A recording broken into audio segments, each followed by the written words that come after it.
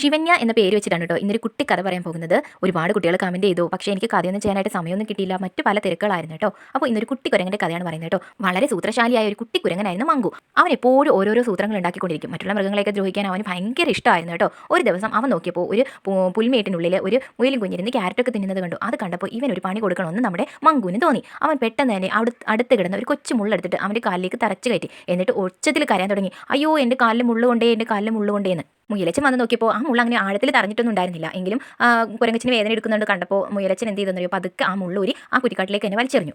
ഇതോടെ നമ്മുടെ മങ്കുവിൻ്റെ സ്വഭാവം മാറിയിട്ടോ. മങ്കു മുയലച്ചനോട് ദേഷ്യപ്പെടാൻ തുടങ്ങി. എൻ്റെ മുള്ള എന്തിനാ വലിച്ചെറിഞ്ഞത്? അതെനിക്ക് ആവശ്യം ഉണ്ടായിരുന്നു. എനിക്ക് ആ മുള്ള വേണം, ഉടനെ തന്നെ എനിക്ക് ആ മുള്ള അത്യാവശ്യമാണ്, എനിക്ക് എടുത്ത് തന്നേ പറ്റൂ. നിന്നോട് ഞാൻ പറഞ്ഞില്ലല്ലോ ആ മുള്ള വലിച്ചൂരി കളയാനായിട്ട്, അതിൻ്റെ കാലിൽ നിന്ന് എടുത്ത് തരാനല്ലേ ഞാൻ പറഞ്ഞതെന്നൊക്കെ പറഞ്ഞിട്ട് മങ്കു വലിയ ബഹളം ഉണ്ടാക്കാൻ തുടങ്ങി.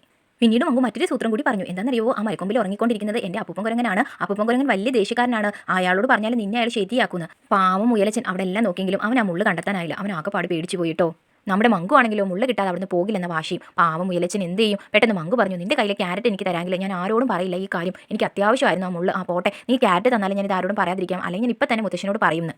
മങ്കുവിൻ്റെ മുത്തശ്ശനെ പേടിച്ചിട്ട് പാവം നമ്മുടെ മുയലച്ചൻ വിശപ്പുണ്ടായിരുന്നിട്ടും ആ ക്യാരറ്റ് അവന് കൊടുത്തു.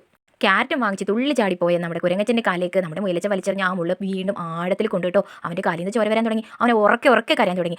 ആ കരച്ചിൽ കേട്ടിട്ട് മുയലച്ചൻ അവിടെ നിന്നില്ല. പെട്ടെന്ന് തന്നെ ആ മുയലച്ചൻ അവിടുന്ന് ഓടി രക്ഷപ്പെട്ടു.